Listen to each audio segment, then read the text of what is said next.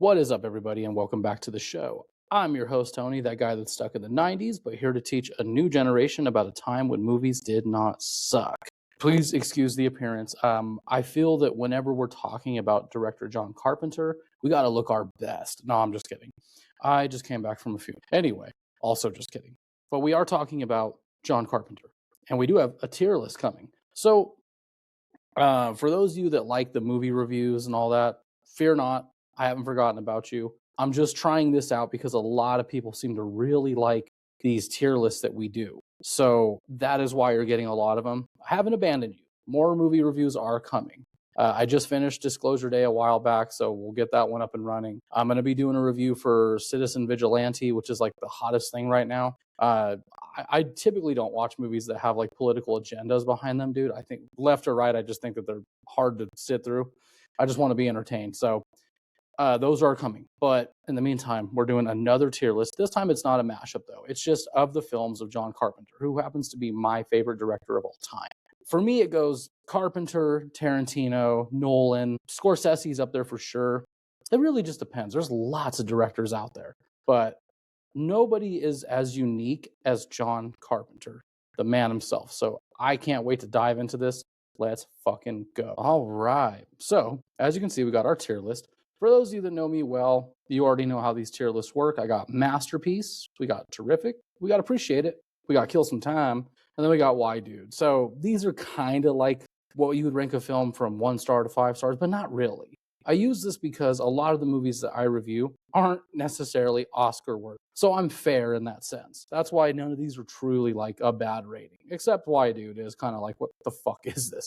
And I will open up and say this. For all the tier lists that I've done, a lot of them don't have a lot of Masterpiece on there. Most films end up on Terrific and Appreciate It. This is going to be one that is going to be hard. There's going to be a lot of Masterpiece films at the top tier. And I already know it's going to bother a bunch of people. It is what it is. Now, let's fucking get started. So these are just kind of at random.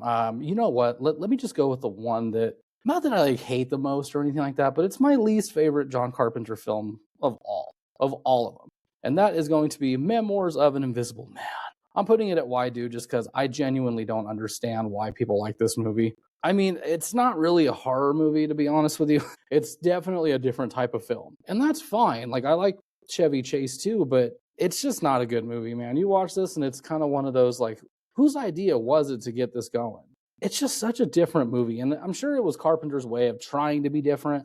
It was definitely Chevy Chase's way of trying to be different. He wanted to kind of step out of the whole funny man act. So there is that to it. It's unique in the sense that it's an older film and it has a story to tell, but it's just my least favorite movie of John Carpenter's, and he's done quite a bit. I mean, this is saying a lot because he's got some on here that I would argue are stinkers. A lot of people don't like some of these movies, and justified. We'll just put it that way. Next one, Dark Star. This is pretty much his first film he's ever done. And this one, it's not necessarily just like a freshman effort. He also has people involved that would go on to do like Alien and some other big names.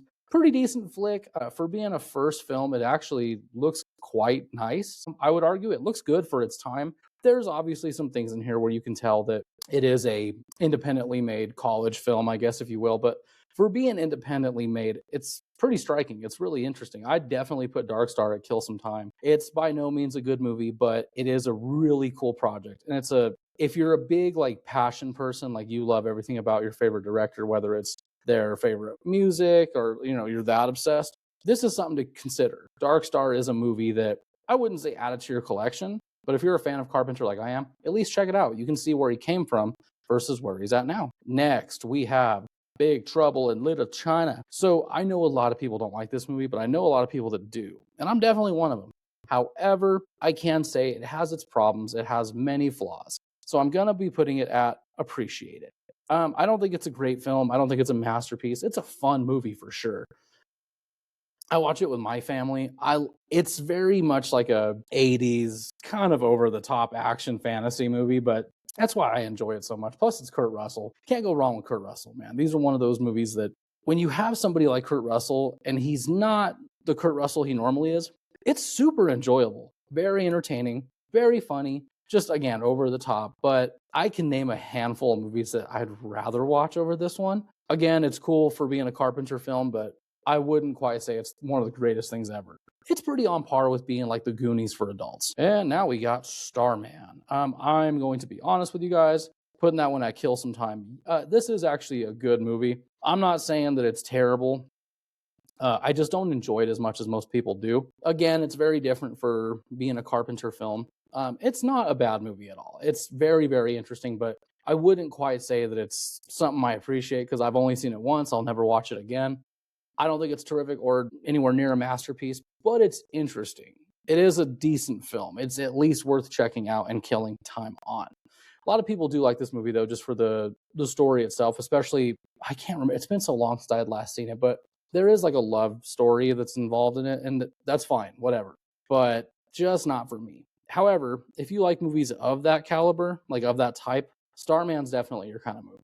Next one is, I'm trying to get out all the ones that like I kind of either don't like or do like, just so that way I can focus on the masterpieces, because there's a lot of them. You know what? Screw it. Let's grab Village of the Damned. I know why people don't like this movie. I fully understand it, but I'm putting it at kill some time because it's enjoyable if you've seen the original.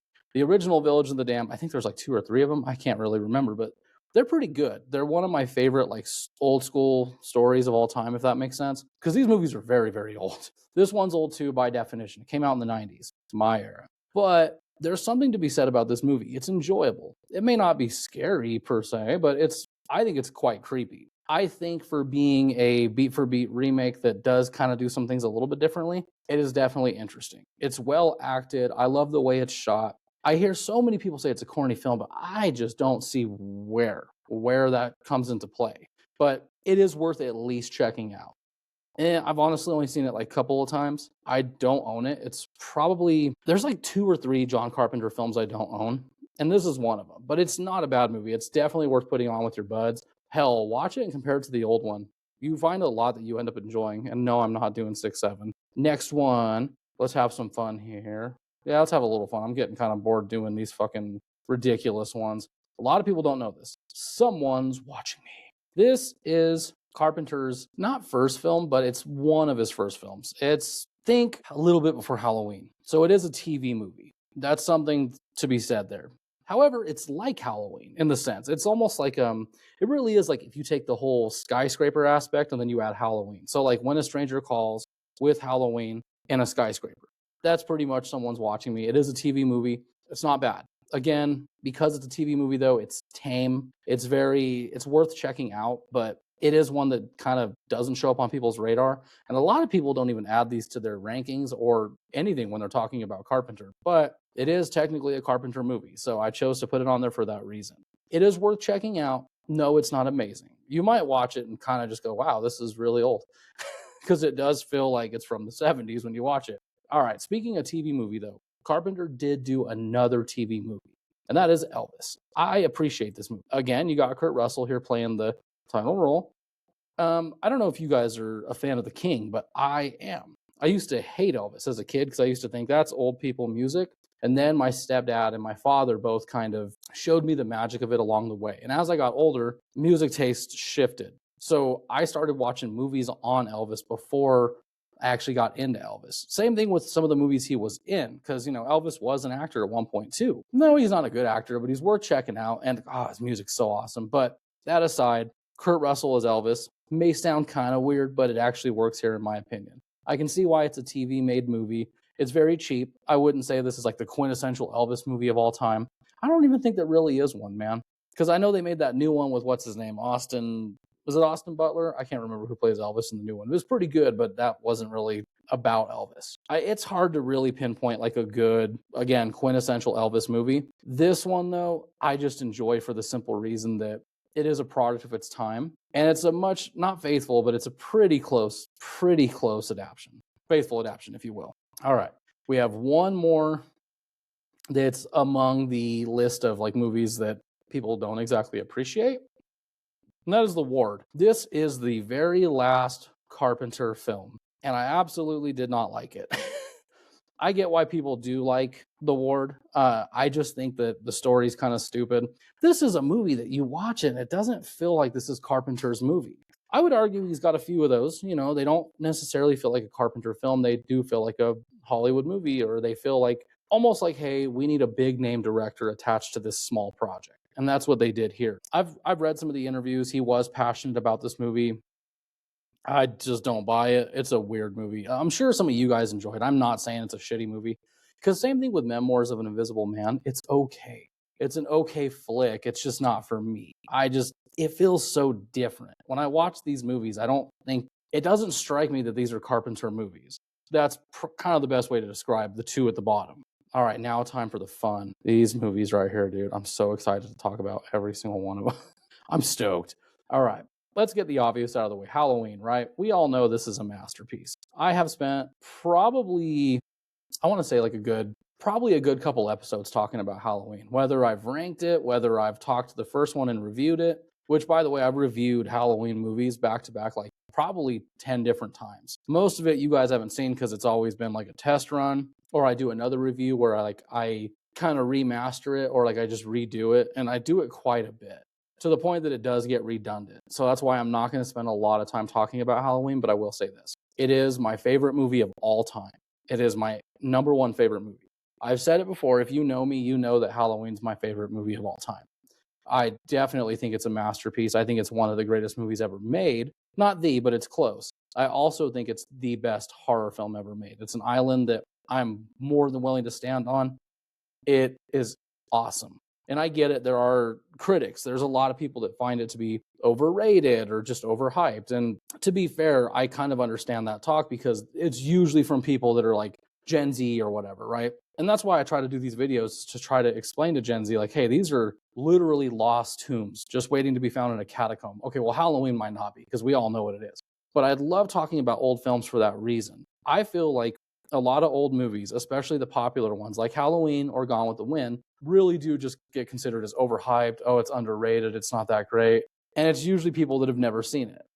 Or they understand why there's hype there and all that, but they just refuse to admit that it's a good movie. No, I'm just kidding. See, now I'm just being a prick. But the reason I do this is because of the simple fact that I want younger generations to see how cool these movies really are. Yes, again, I get the overhyped talk, especially because it's a film that stands the test of time. We're still talking about it. That's how good of a movie it is. And that is why it's going in masterpiece. It may not be the most terrifying movie in the world, but I would argue that it does have the same effect even after all this time. John Carpenter's Halloween is literally it's like a statue of what makes America amazing. And horror films, of course. Next one. I know a lot of people don't like this movie, dude, but I'm just going to say it. It's terrific. Escape from LA is fucking terrific. So when Escape from LA came out, a lot of people expected it to be just as good as Escape from New York. It's not. I will openly admit it's not, but I think that Escape from LA is awesome. It is, again, I literally just did this on my last tier list ranking on the one before that, where I talk about Alien and Aliens, or The Collector, The Collection. What do those type of movies have in common? The first one's a haunted house. The second one's a fun house. So the first Escape from New York is a serious film, and it's so good. But the second one is just a fun film. I don't really think it should be taking all that seriously anyway. I mean, you watch it and you can tell it's a movie that these guys just had fun making. I really don't think they went into this thinking they were being as good or as serious as the first one. But man, the set design, it's so 90s too, dude. It's grungy. It's cool because the first one is very 80s, even though it's supposed to be futuristic. The second one, again, it's supposed to be futuristic, but it's very 90s. Each one really just kind of shows its decade. And in this one, Kurt Russell is still Snake Plissken, dude. You could argue that it's a funnier, goofier, and colorful film. He is still that same character in it. He is still great even after all this time. Again, I understand it's not as good as the first one. It is super corny. I am more than willing to admit that it's not an amazing movie, but god damn it, dude, it's so fun. It is so cool. I love the soundtrack too, man. I love the opening. I love the theme song in this one, the opening a little bit more than the old one, just because the old one's very eerie and dark, and you watch it and you know you're watching one of the greatest movies ever made. But with this one, Escape from LA, you're just hyped. You're like, okay, I know what we're getting into now. This is going to be awesome. It's going to be fun. That's exactly what it does. Next one, we have The Fog. So again, it's terrific. I almost think it's a masterpiece, dude. It's one of his better movies.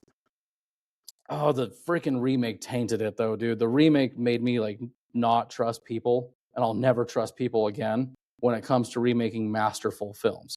The story of The Fog is awesome. It's as old as time. It's been done before, I will argue. Not before John Carpenter, though. If I'm not mistaken, this is the first like of its kind. And I love the low budget look, but I love the eerie feel. You can tell 100% this is an older film. And that is why I love it so much. This is quintessential Carpenter. The Fog is the prime example of you're watching a movie and you think, this must be a Carpenter film. I need to look this up. And you look it up, sure enough, it is John Carpenter. Great movie, dude. And it's rated R. The remake fucking sucked the life out of it for that reason. And you got Jamie Lee Curtis. Oh, and Tom Atkins is in here too, dude, which I love when he's when he's like in his Carpenter form, as I call it, dude. Atkins was so huge in the 70s and 80s. Well, he's more of a horror alumni, but that's why I say he's huge. Watch anything with him in it, dude, and you're probably going to enjoy it to some degree. I wish he was still around, like just active, if that makes sense. Now we got In the Mouth of Madness. Again, this is a terrific movie. I saw this later in life, actually. This is the last Carpenter film that I've ever seen. Saw The Ward before it, if you can believe that. So it's not that I think that this is not a masterful film. It's just it's a different type of movie. Yes, it is a Carpenter movie, but it also feels different. But it fits in line with like his end of the world theme, which is something that he does push quite a bit. And I think that this one is, for as wacky as it is, it's interesting. It's suspenseful, it's chilling. It does make you ask a lot of questions, but it does have its problems too. So that's why I say it's not necessarily a masterful film or a masterpiece, if you will, but it's close. It's very close, dude. Again, quintessential Carpenter. Sam Neill is awesome in it. Oh, especially at the end, dude. But if you like books, especially Stephen King style books, I think you're going to like this movie. And speaking of Stephen King, we got Christine, baby. This one is a masterpiece. While it may have its problems and while the acting on it may not be the best thing ever, I will say this. I'm a big Stephen King fanboy, like a nut, dude. I'm a fanatic when it comes to the King. And so I couldn't wait to see this movie. When I found out it existed, dude, I went to Blockbuster, grabbed it, rented it. It was so worth it. All I'm going to say is this. When you read about what this movie is supposed to be about, or even the book, I can understand where you're like, that's a stupid concept. But you got to understand back then that was fresh and new. And I think it's something that we need today. Now, I will tell you this. Read the book for sure. The book is definitely better. But Carpenter doing his take on a King book, oh, dude, it's magic. It's a match made in heaven. Carpenter was the guy that you know is supposed to direct a Stephen King adapted film. Like, if there's anyone that I want making a movie that's based on a Stephen King book, it's for sure Carpenter, dude. It just fits so well. Again, it doesn't follow the book fully. They do their own thing. And you got to remember the book takes place in the course of like, I think it's a year or something like that. Whereas this is, it's like a couple weeks or a couple days, whatever. It's still fucking awesome. Even the music, dude, that's something that I forgot to mention. Carpenter is a master when it comes to music. He does all his own scores, not just filmmaking, dude. And you can tell he was someone that was just meant to do this. Now we have They Live. Dude, oh, I love this movie, and I'm going to just put it where it rightfully belongs. Masterpiece. They Live is an absolute masterpiece. I have come to chew bubblegum and kick ass. And it's, dude, oh my God. Before I go into it, dude, you got Roddy Piper. For those of you that don't know, what is wrong with you? All right, I'm a big wrestling nerd, so growing up in the 90s and all that, I had plenty of exposure to the hot rod. And when I saw that he was in a movie, oh, I'll check it out. And of course, this was before I even knew who Carpenter was. And so I watched this movie before I became the movie nut that I am now. But even then, I enjoyed it, dude. The concept is crazy. If you watch this movie today, you kind of feel like Carpenter was trying to say something. And he's open about the making of it. He said that, it really is just like it's critical of consumerism and the way that we're told we have to live. Not necessarily like critical of capitalism, even though it kind of is. It's more just critical of the society that we've built. Like, oh, you got to spend all this money, look nice, get the hot wife, get the nice car, breed, create more stuff, create more money. That's pretty much what he's being critical of. And again, you watch it now and you're like, dude, it's literally a mirror image of the same problems that we're having today. It almost makes you wonder if this could have been a real thing at some point. It scares the shit out of me, dude. The concept is this homeless guy finds a box of glasses, right? In a church that happens to be sending signals through, I guess you could just say they're like unmarked channels, illegal channels. They're trying to get into the TV system to warn people about a revolution that needs to come because of the fact that we've been invaded. Now, when our character finds said sunglasses, he puts them on and the world around him is very different. It is not what he was led to believe. and his fears and suspicions are confirmed. We have been invaded. Well, I will say that one thing I like about this movie is they do approach it with cynicism. Like, it's very critical. He kind of walks into the situation like rolling his eyes. But once he sees the world around him and what's really going on, it's like a light switch goes off and he's like, all right, I got to start killing some of these motherfuckers. And that's what happens, dude. I'm just saying, dude, They Live is unique because it's something that can be applied to today. It 100% stands the test of time. Now we got one of my personal favorites, Assault on Precinct 13, masterpiece. I actually like the remake too with Ethan Hawke. But anyway, this is a film that, again, I saw later in life. I had to actually search really hard to get my hands on it. We just couldn't find it anywhere. And then one day I found it it was on demand. So I recorded it. Eventually I bought the copy of it too. But I remember hearing that like this was a movie that kind of cemented Carpenter's chances of proving that he could make a film like a Halloween or like just a big name film. Like this was him building himself. And you can feel it. You watch it, it feels just like Halloween. The budget, I guess, is the same, maybe less than Halloween. I don't know about that though, dude. You watch this movie and for being low budget, they were very creative. And it's an awesome story, dude. Old as time. You have a gang that is pissed off that one of their own's been shot. So they go chasing after the person responsible. Said person hides in a police station. Keep in mind, this same gang was running around the streets terrorizing people, and they kill his kid. So you can bet your ass, if you're the man whose kid that's been killed, you're gonna be killing some people. And that's what he does. He takes revenge. He kills one of them, and they decide they're not stopping. So they come looking for him. He goes to an old police station that's about to close down, literally. Not a lot of people there to protect him. And it becomes an all-out war. I'm telling you guys, out of all these movies, They Live and Assault on Precinct 13 are definitely ones that you need to go watch like right now. Prince of Darkness. I love this one, dude. I'm putting it out terrific, though. I think that the story's great. Again, it's one of those end-of-the-world movies that you just can't help but love, dude. Like, you really feel the love for this. And I think that because there's so many familiar faces in it, like familiar Carpenter faces, that's why it works, too. And it's so creepy and eerie, especially the end. I'll save that for you. Amazing. No, I don't think it's a masterpiece, though. It has a lot of problems. It's definitely not one of his stronger movies, but it is, you watch it, and again, you're like, this is a Carpenter film. I mean, dude, you got Dr. Loomis in this movie, all right? Also, Alice Cooper does make an appearance in here as well as a very interesting character.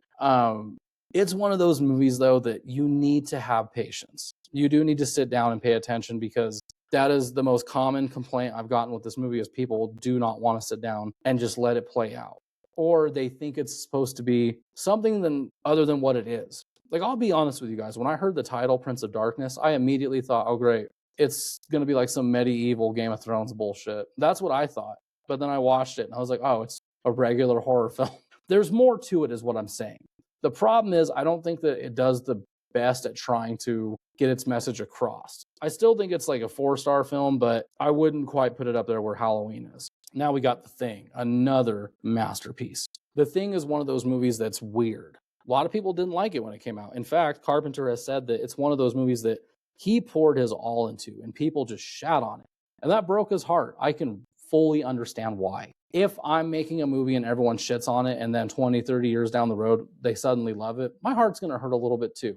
He's happy that it's found the footing, but it did take time. And what's crazy is you got to understand this was a movie that was literally ripped apart by critics. It was shredded. And mind you, it came out at a time where other Alien films were coming out that were more family based. So this movie just didn't stand the chance. Now, fast forward to where we're at now. It's literally considered one of the best horror films of all time. It's considered by a lot to be the greatest alien horror film of all time. And I'm so close to saying it is too, just because unlike Alien, this movie is terrifying. Alien is scary the first time you watch it. As time goes on, it loses that. The Thing truly is a terrifying movie, dude. You put it on to this day, and the effect is still there. It's demented, it's traumatizing. It is so hard to look away from. Now we have Ghost of Mars. People love to hate on this movie, dude. I'm going to just put it out, appreciate it. I don't think it's a great movie. It isn't one of the best things ever made. It clearly has its problems, and that's, what movie doesn't have its problems, though? Is it cheesy and corny? Yes, 100%. This is a very cheesy, very, very corny film. You got Jason Statham in here, though. You got Cube. Dude, I absolutely love Ghost of Mars. There's a lot of names actually in here that I forgot. But I would argue that the same people that say it's cheesy and just not worth watching will probably tell you that Jason X is cool. And this is kind of the same thing. This is literally his version of Jason X. And the story's pretty interesting. Name any other film that has this kind of cool story to it.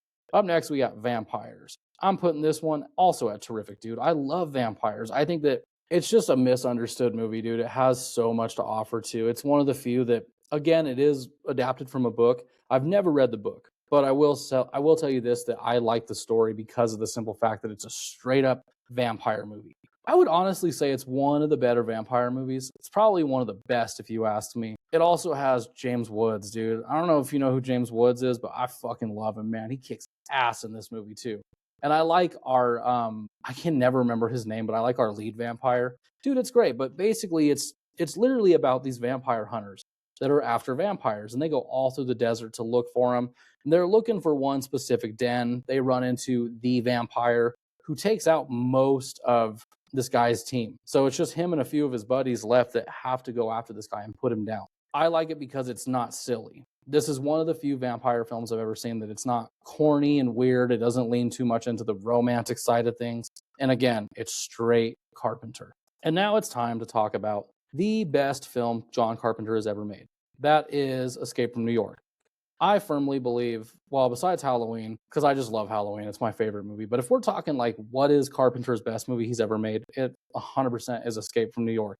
This movie is futuristic, even now. You put it on, yes, it looks like an 80s film, but you put it on and it's so dark. You sit there thinking like, wow, what a movie that's ahead of its time. The vision that he had for New York is insane. And when you look at how this movie was made, all the stuff that went into it, because believe it or not, most of this movie, literally 99% of it, was practical. Because it's made at a time where Star Wars is a good example. They had to build these sets. And they used like fireworks and firecrackers and shit for some of the stuff they had to do. This is what John Carpenter does with Escape from New York. He builds a lot of set designs. They also went to a lot of really dirty and abandoned areas all throughout to be able to pick up the essence of what is supposed to be a now dark and just gritty and super depressing New York setting. And one of the biggest strengths of this film is never once explaining why New York became what it is now, which is the island of Manhattan. It's walled off by a great big wall. It's monitored 24/7 by the world police, if you will. And it's a prison. Manhattan Island has become a prison. It's where you go to spend the rest of your days. Dude, that concept alone is, again, it's so big, even for its time. This is a movie that it is worth seeing on a big screen. Whenever they come to your town and they're playing Escape from New York, the 30th, 40th, whatever anniversary, go see it in theaters on the big screen, dude. It's so worth it. It's a movie that, again, the intro takes you right away. The music, also Carpenter. Like I said earlier, Carpenter does his own scores. He always picks up on the room. He knows exactly what kind of tune is needed for his stories. And while his music may sound the same, because again, it's like Linkin Park, you listen to it and almost every song sounds the same, but not quite. Everything is different. Same thing with his. I would argue his music all does sound the same, but it's done differently. It's done in a way that it does fit the film as a character to tell the story. I've always made the argument that music's important in movies because it does play a role, almost like a character. And this is one of those movies that it's a prime example. The music is for sure a character. And then you got Kurt Russell, dude. Oh my God. Again, just like in The Thing and a bunch of other movies he's done with Carpenter, it's the perfect recipe, dude. It's literally a match made in heaven. And like I said, Escape from LA is fun. This one is not. This one is serious. This one is a serious film with a really, really weird concept. You know, at least for its time. I would argue you get one of these movies every couple of years where it's like the future, there's a ship in space that's now a prison or a planet that's a prison. Like it's been done before, but this is one of the first of its kind. The poster itself is enough, dude. I think that more people talk about the poster than they do the movie because the poster is like, it's unique, dude. I really believe that Carpenter knew what he was doing when he made this film. And there has not been a film like it. And that worries me because they're talking about remaking it. And I just don't want to see any of that shit, man. Leave Carpenter's movies alone. They don't need to be remade. He is the example of what a perfect director looks like.